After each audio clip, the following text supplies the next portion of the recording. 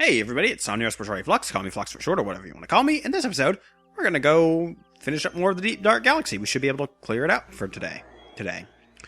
Got Daredevil Comet, and there's a secret star to get after we get the Daredevil Comet, and then we can start on something else.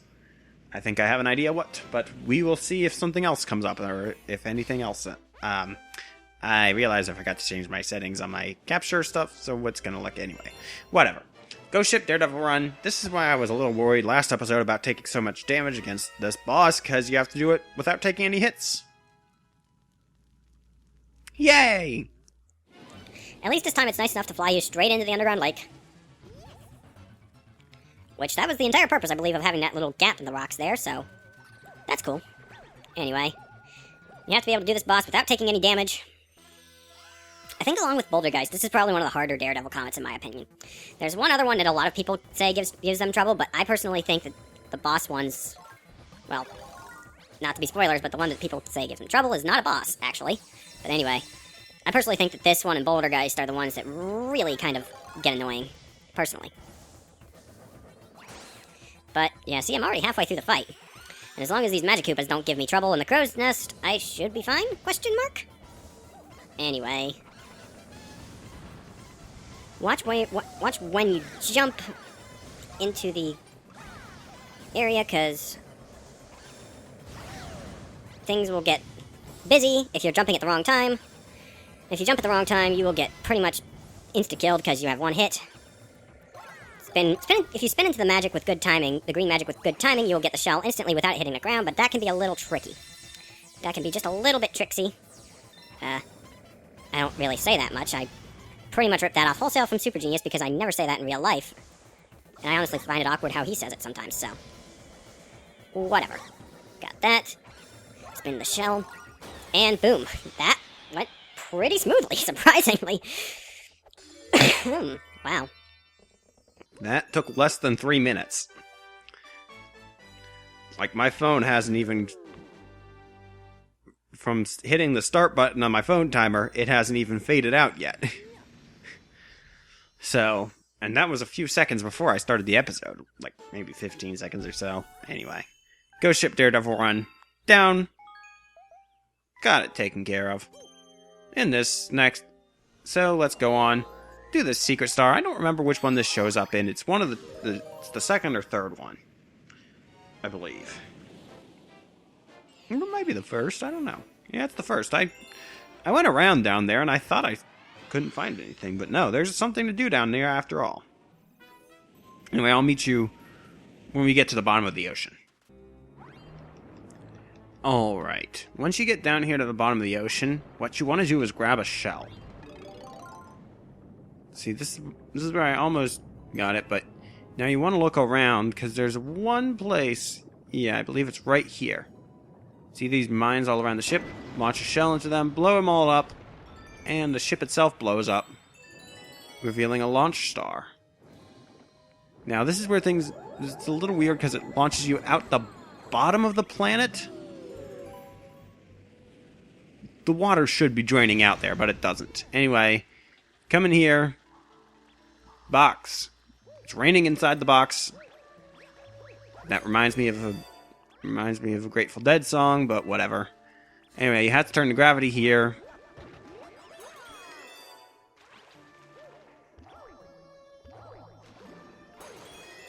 To get to here. Spin open that.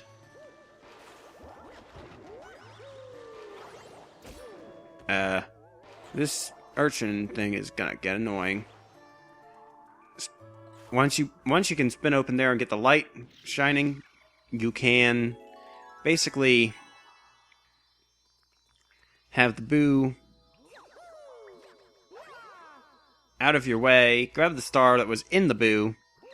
Probably the only instance of that happening in the game, and you can do that. You can flip the gravity to get back onto that surface. Either way works. I just did that because that sea urchin was perched on that spring, and I wasn't sure I was going to be able to do a thing about it. Anyway. Boo in a box. Save game. Nope. And that's all we can do in the Deep Dark Galaxy for now. Rather than start one of these other two big galaxies, I'm going to do the Matter Splatter Galaxy here.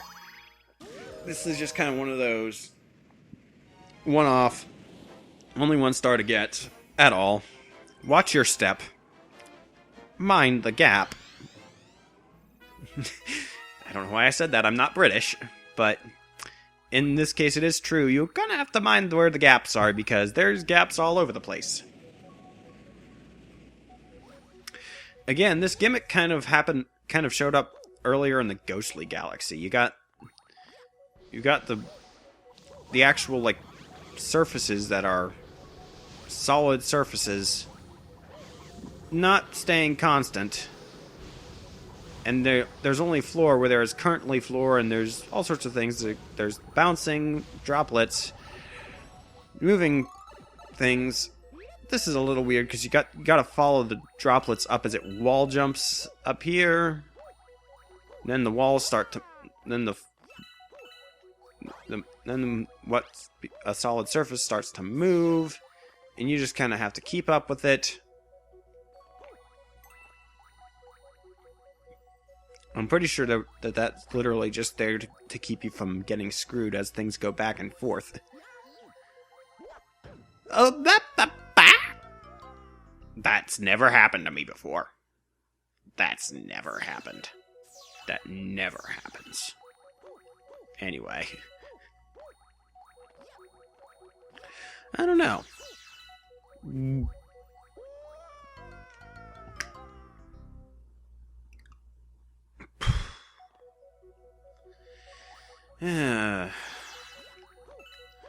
Well, I did surprisingly well on those other two missions.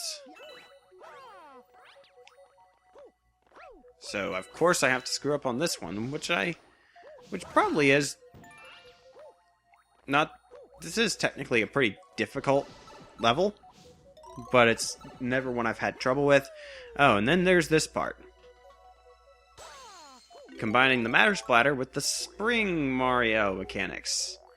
Everyone's favorite. Yay. Yeah, this... I guess people don't tend to particularly care for this level because of the spring here. But, like I said, I tend to do a bit better with the spring than a lot of people do, or at least don't mind using it as much. So, I'm alright with the spring. In fact, spring is probably one of my favorite seasons, although that has nothing to do with this kind of spring. I don't know. Fall is nice too. I'll be happy when it actually turns to fall, because as far as I'm concerned, it's still pretty much middle of summer right now. Wish my class schedule agreed with me there. Got a spring up through there. There's... Can't fall too far behind or below. Got tons of star bits. Tons of star bits everywhere. Star bits everywhere.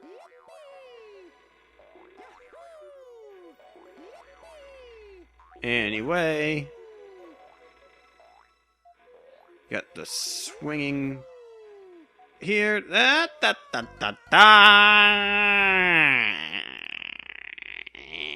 Meh, meh, meh, meh, meh, meh, meh,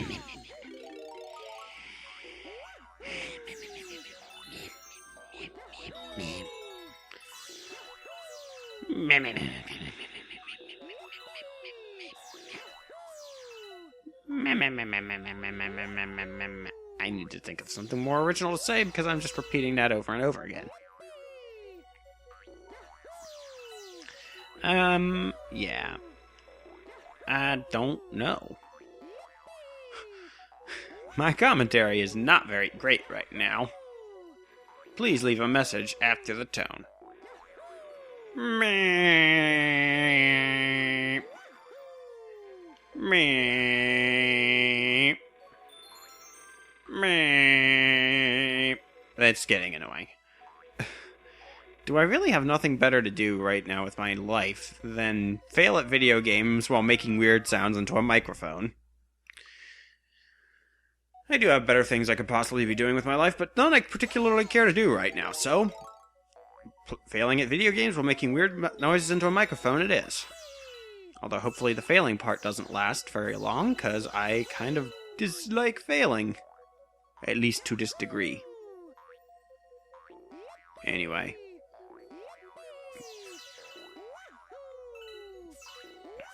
The problem with this area, really, is that Spring Mario is not particularly well suited to being able to keep up with things, because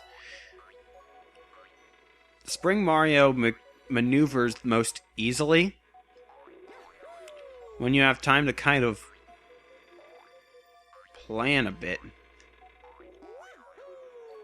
Almost. Now, is there... yeah. You can get up this way if you need to.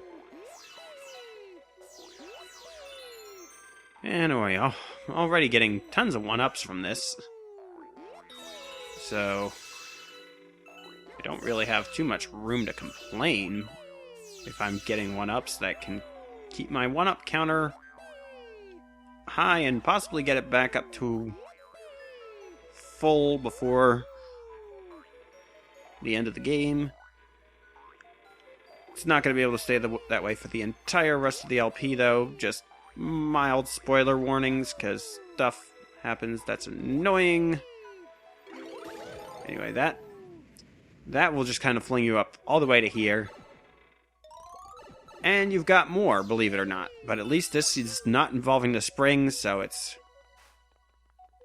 hey... I don't think I ever noticed that 1-up mushroom. I wonder if it's even feasible to get. Well, what the heck? That one... how in the heck do you get this one? I don't even know. I'm not even gonna bother. You got here, you got these platforms. Kind of got to follow along. Some of these pathways lead to dead ends. Some of them lead... even the ones that are dead ends, technically you can go onward. You just kind of have to be able to figure out where there's going to be solid ground. I may be making it a little difficult for myself by grabbing all these star bits ahead of time. But... it's easy enough to just go slowly and watch for where there's going to be ground. Basically, be patient, and the way will be shown to you, more or less.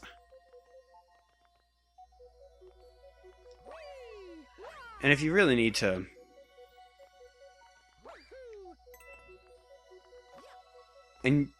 And like I said, the floor only exists where you can see it, so it's not solid until it shows up, so don't try and go ahead. It's not that bad. Just a little bit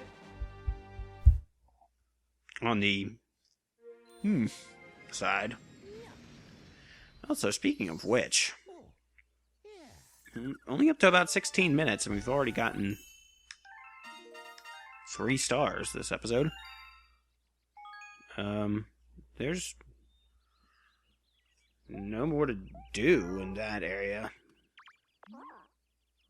Let me see the map. You know what? I'm gonna do something a little different. I wasn't sure where I was gonna put this in this in this LP, but I do want to get it out of the way at some point. Let's go into the gate. I think I have time for this. It's not the longest mission, but it's not the shortest. Now, what you see here... This place look familiar? Yes, this is back at the beginning of the game. This is actually technically the Gateway Galaxy. And I spoiled the name of the mission, but oh well. We're in the Gateway Galaxy, which is the first level of the game, and Rosalina is here. What does she have to tell us?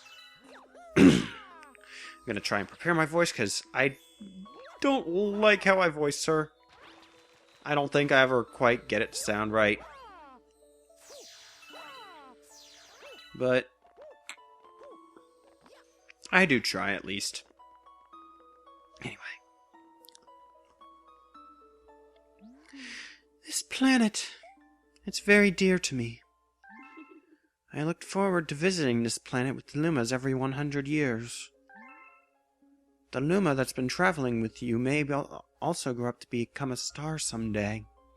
Some Lumas become planets, some become comets, and a few become power stars. I'm traveling with them while they look for a place to be reborn. But I never thought all this would happen. A little bit of a hint into the backstory in the game.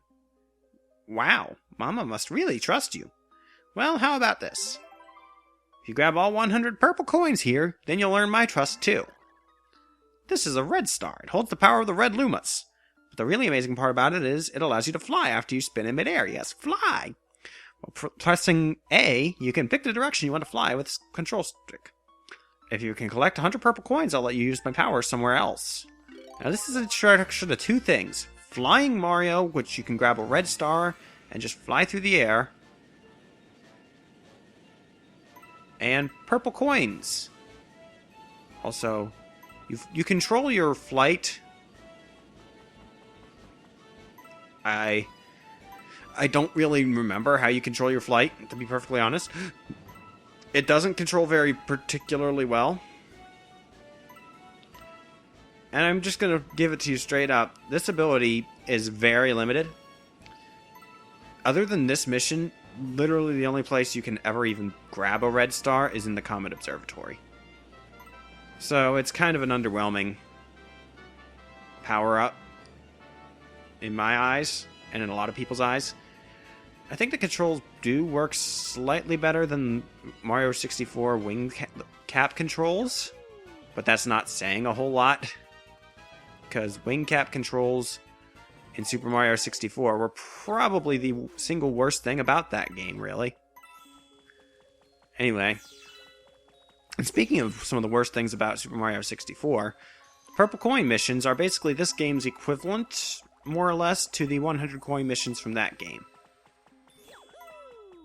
Basically, you have to get 100 purple coins, but unlike the 100 coin missions in Super Mario 64, where it was just 100 coins about the level, the purple coin missions, there's two types. There's the ones where there's exactly 100 coins scattered around, and there's ones where there's more than 100, but a time limit for how long you have to get them, and like a fairly small margin of error, but there's still like specific purple coins.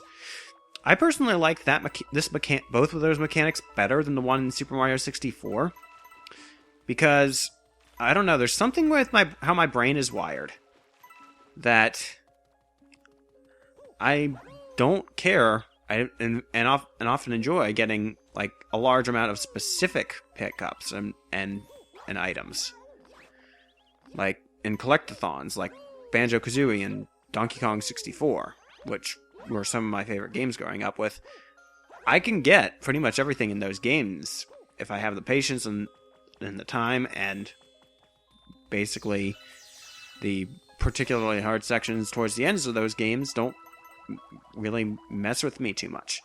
But the 100 coin missions in Super Mario 64, where you just had to find 100 coins throughout the planet, throughout a level, I never liked those, because it was very general about how you went about completing it, there was so many options, and it felt like a chore to just go around and get 100 normal coins.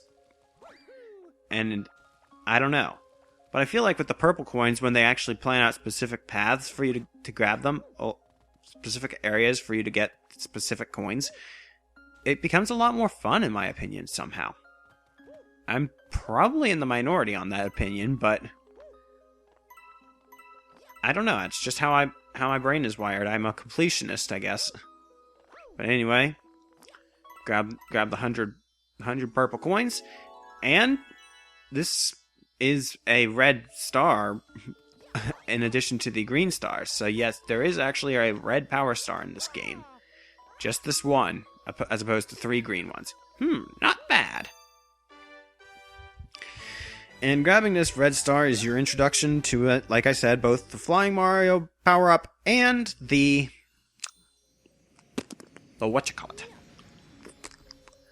Yes, the Flying Mario power-up and Purple Coin missions. Purple Coin missions, those will be more plentiful very soon. Hungry Luma has appeared outside the gate. And now the Gateway Galaxy has its own spot on the map as well. Save game. Nope. But anyway, that'll be it for this episode. So, go to comments below.